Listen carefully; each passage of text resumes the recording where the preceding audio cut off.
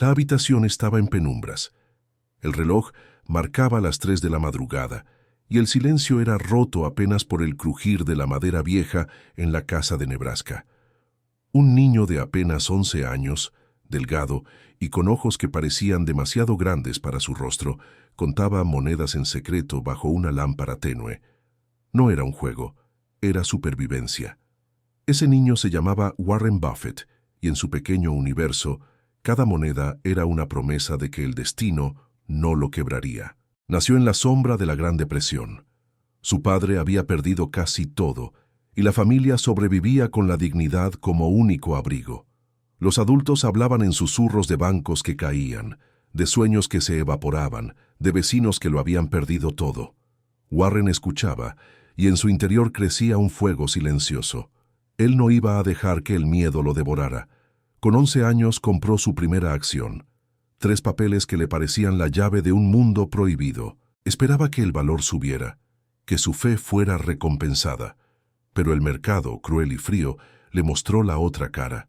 Los precios cayeron, la esperanza se desplomó. Cuando finalmente vendió, lo hizo con una pérdida amarga.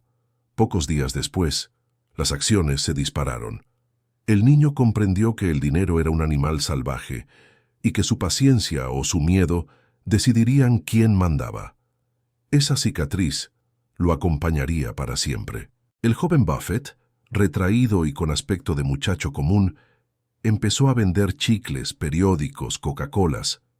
Nadie lo veía como un futuro gigante. Caminaba de casa en casa, bajo la nieve, bajo el sol abrasador, acumulando centavos con la terquedad de quien no acepta el destino que le fue dado. Sus compañeros lo consideraban extraño, hablaba poco, siempre con un cuaderno lleno de números, pero en su silencio había un plan. El mundo, sin embargo, no perdona a los obsesivos. A los 20 años, convencido de haber encontrado un camino, Warren fue rechazado por Harvard. La carta de negación fue un puñal, un recordatorio de que incluso los más disciplinados podían ser ignorados. Durante días, caminó como un fantasma por Omaha, sintiendo que su ambición era apenas un espejismo. ¿De qué servía soñar con dominar el mundo financiero si ni siquiera las puertas de una universidad lo querían abrir? Pero fue en esa herida donde germinó la decisión que cambiaría todo. Un folleto olvidado lo llevó a Columbia Business School, donde conoció a Benjamin Graham, el hombre que escribiría el mapa de su destino. Graham hablaba de invertir no como un juego, sino como una filosofía, buscar valor donde nadie lo ve, comprar cuando otros temen, esperar cuando otros corren. Warren absorbió esas palabras como si fueran sagradas.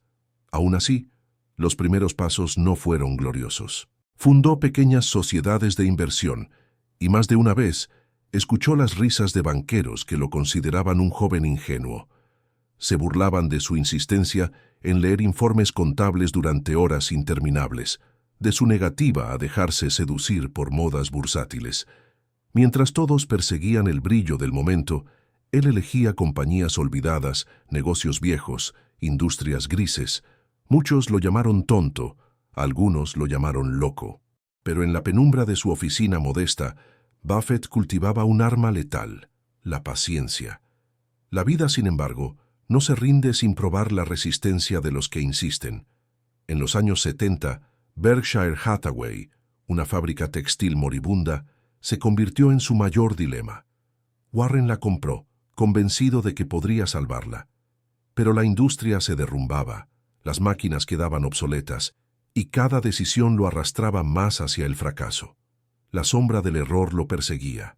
Aquella fábrica parecía un ataúd, y dentro de él estaba encerrada su reputación. Pudo haber abandonado, pudo haber vendido y aceptado la derrota, pero eligió lo contrario, convirtió la ruina en semilla. Berkshire Hathaway dejaría de ser textil y se transformaría en su vehículo de inversión. Un cascarón vacío que bajo sus manos se volvió imperio. Lo que nació como error se convirtió en la base de su leyenda. No todo fue triunfo. En 1991, uno de los bancos bajo su ala, Salomon Brothers, estuvo a punto de arrastrarlo a la vergüenza pública. Un escándalo por violaciones de reglas en la compra de bonos casi lo destruyó. Los periódicos lo retrataron como un símbolo de avaricia. Los reguladores lo cercaron. El nombre Buffett tembló en el filo de la humillación. Esa noche, Warren volvió a sentir el eco del niño que había perdido con sus primeras acciones, la impotencia, el miedo, la furia, pero no huyó. Se presentó ante el Tesoro de los Estados Unidos y habló con la calma de quien sabe que la verdad y la integridad pesan más que cualquier cifra. Convenció a un país entero de que podía salvar lo insalvable. Y lo hizo. Su estilo de vida, en contraste con su fortuna, se volvió leyenda. Mientras sus pares compraban islas privadas y mansiones doradas, él seguía viviendo en la misma casa modesta de Omaha.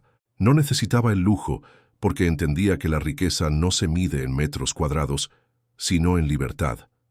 El niño que contó monedas bajo una lámpara se convirtió en el oráculo de Omaha, el hombre que podía mover los mercados con una frase. Pero su mayor victoria no fue el dinero acumulado, sino el mensaje silencioso que dejó en cada paso. La grandeza se forja en la constancia, no en la espectacularidad. Hoy, al mirar hacia atrás, la historia de Warren Buffett parece un círculo perfecto. Comenzó en la penumbra de la incertidumbre y terminó en la claridad de una vida guiada por la disciplina.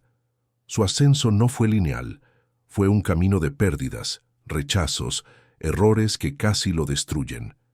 Pero cada caída fue el recordatorio de que la paciencia y la integridad son más fuertes que cualquier mercado. El mismo niño que temió perderlo todo terminó enseñando al mundo que el verdadero poder no es vencer rápido, sino resistir largo. Y si esta historia puede resumirse en una sola frase, sería esta: la paciencia es la forma más oscura y a la vez más luminosa de la valentía.